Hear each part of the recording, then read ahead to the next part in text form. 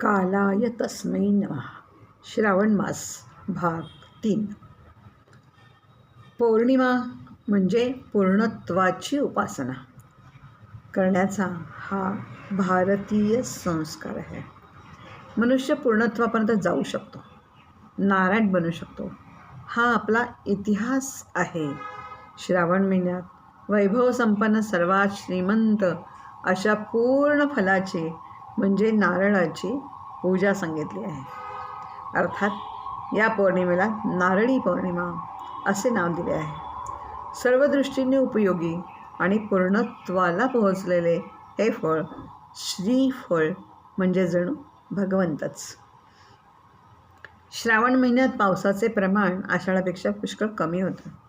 त्यामुळे समुद्री व्यवसाय करणारे व्यावसायिक समुद्राची नारळाने पूजा करतात. थांबलेला व्यवसाय पुन्हा सुरू करायचा असतो, म्हणून प्रथम सुरुवात करताना पहिली नारळाने सागराची पूजा केली जाते. समुद्रकिनारी खाऱ्या पाण्याच्या सान्निध्यात उगवणाऱ्या नारळाचे पाणी मात्र गोड असते. खारे पाणी, दमट व खारी हवा, वालुकामय जमीन यात नारळाचे उत्पन्न येते. म्हणजे कुठल्याही परिस्थितीत चांगलं राहायचं म्हटलं तर गुणसंपन्न राहता येतं हे आपल्याला नारळ सांगतो.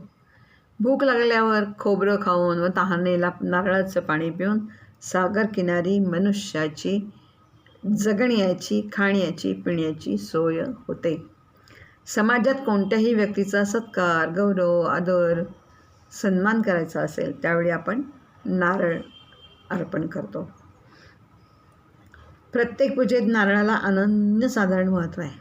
कलशाच्या रूपाने नारळ प्रत्यक्ष पूजला जातो, है ना. आपण तांब्यावर नारळ ठेवतो, त्याला कलश म्हणतो आणि त्या कलशाची पूजा करतो.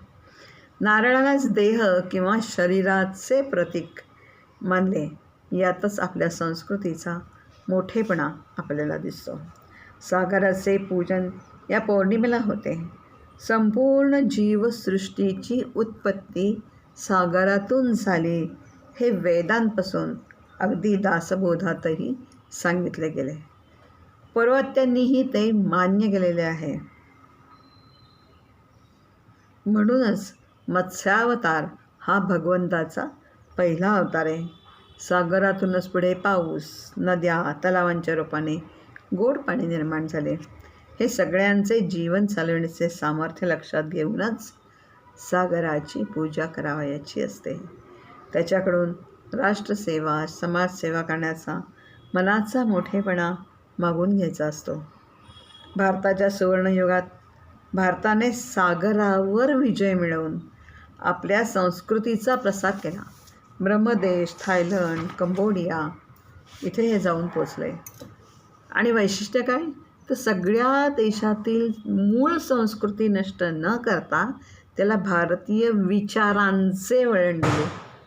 म्हणून आजही म्हणावेसे वाटते, दे मजसी दे परत त्या वैभवाला, सागरा प्राण तळमळला तळमळला तळमळला. या सागराची पूजा करायची नारळ समर्पणाने, जसे देवळात देवापुढे नारळ फोडतो. या मागचा विचार लक्षात घेणे महत्त्वाचे. नारळ आतून मृदू, मधुर, ताकदवान असतो, परंतु कठीण कवचाने तो वेढलेला असतो. तसे मनुष्याने अहंकाराचे कठीण कवच फोडून अंतरंगातील उत्तमोत्तम गुणांचा लाभ स्वतः कार्यात करावा आणि तो समाजालाही द्यावा. म्हणून नारळाचे हे गुण, तसेच भारतीय संस्कृतीचा मोठेपणा नारळाप्रती कृतज्ञ होण्याने दिसतो. श्रीफळ आणि आरोग्य. नारळाच्या झाडाचा प्रत्येक घटक उपयुक्तच आहे. जसं आपण कामधेनू म्हणतो तसा हा काम पूर्ण करणारा हा वृक्ष आहे, कल्पवृक्ष. हा कल्पवृक्ष कसा, कारण झाडापासून खराटा, ब्रड, झावळ्या, दोरी, काथ्या अशा अनेक जीवनोपयोगी वस्तू बनतात. ओला नारळ म्हणजे नारळ खवून काढलेलं खोबरं किंवा फोडून काढलेलं खोबरं हा काय आहे? शारीरिक मानसिक आरोग्यही प्रदान करतो. ओला नारळ शरीराचा दाह थांबवतो. रक्त पडणे, कोरडी ढास, तहान लागणे यावर हा अत्यंत उपायकारक आहे. नारळाचे पाणी मधुर आणि भूक वाढविणारे आहे. तहान भागविणारे आहे. डोक्याचा भ्रम नाहीसा करणारे आहे. लघवी कृमींचा त्रास संपवणारे आहे. नारळाचं तेल वातविकारांवर उपाय तर अर्धांग विकारही ते बरा करते. केस वाढविते. आजकाल तुम्ही तेल लावत नाही तर सोडून द्या. त्यामुळे डोक्यातली शक्ती ही आपली कमी होत जाते, कारण आपण तेलच लावत नाही. नारळाचं सुजलेल्या भागाची सूज पूर्णपणे घालवतो. करवंटी की ज्यात आता बाकी कुठलंच खोबरं शिल्लक राहिले नाही ती अग्निमांद्य, आम, आरुची, खरूस, कोड सर्वांवर उत्तम औषध आहे. दातासही पावडरचा त्या करवंटीची पुडी हे केली तर त्याचा दातांसाठी पूड म्हणून उपयोग होतो. शेंडी, नारळाची शेंडी जाळून मधात घालून थोड्या थोड्या वेळाने चाटल्यास उचकीचा, उलटीचा त्रास थांबतो. एक नारळ असा बहुविध उपयुक्त असतो. थोडा तरी नारळ पोटात जावा म्हणूनच नारळी पौर्णिमा करायची. कारण सागरकिनारी भरपूर नारळ आहे, पण सागरकिनाऱ्यापासून आत गेलं तर या कोरड जमिनीत नारळ कुठे आहेत आपल्याला. सागरापासून जेवढा दूर जाऊ तेवढा हा नारळ कमी प्रमाणात दिसतो. पण थोड्या प्रमाणात का होईना हा नारळ पोटात गेलाच पाहिजे, म्हणून नारळी पौर्णिमा साजरी करायची. कारण नारळी पौर्णिमेला नारळाचे विविध पदार्थ करायचे आणि त्याचा नैवेद्य दाखवायचा. म्हणजे आपोआपच सगळ्या कुटुंबाच्या, समाजाच्या पोटात थोडा तरी नारळ जातो. समुद्रकिनाऱ्यापासून दूर असणाऱ्या अन्य प्रांतात मात्र हा दिवस म्हणजे नारळी पौर्णिमेचा दिवस राखी पौर्णिमा म्हणून साजरा होतो. रक्षाबंधनाच्या दिवशी सकाळी घराघरातून प्रथम गुरूंना, देवाला, आपल्या रोजच्या साधनांनासुद्धा, उपकरणांनासुद्धा राखी बांधण्याची प्रथा आहे. राष्ट्रध्वजाला पण राखी बांधायची. ध्वजाच्या रक्षणाची जबाबदारी घ्यायची. म्हणजे मग धर्मो रक्षति रक्षिताः या तत्वाने आपलेही रक्षण होते. म्हणजेच बांधणारा आणि बांधून घेणारा सर्वांना एकसूत्रात बांधण्यासाठी हे प्रेमाचे बंधन बांधायचे आणि या बंधनाच्या संस्कारांनी सर्वांच्या मनाचे व प्रत्यक्ष शरीराचे नाते एकमेकांशी पक्के बांधून टाकायचे.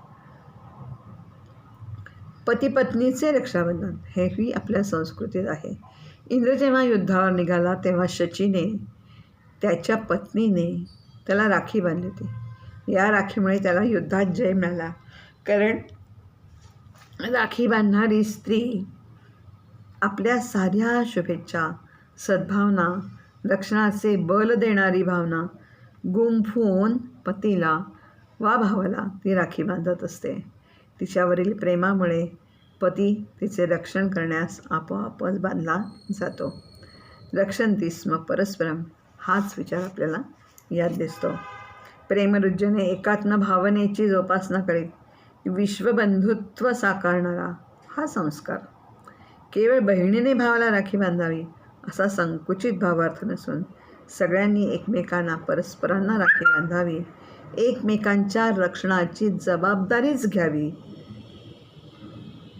तरच प्रेमाच्या, बंधुत्वाच्या, रक्षणाच्या या संस्काराला मूर्त स्वरूप येईल आणि विश्वात शोभनी राहो असे आहे आमचे राष्ट्र शोभेल.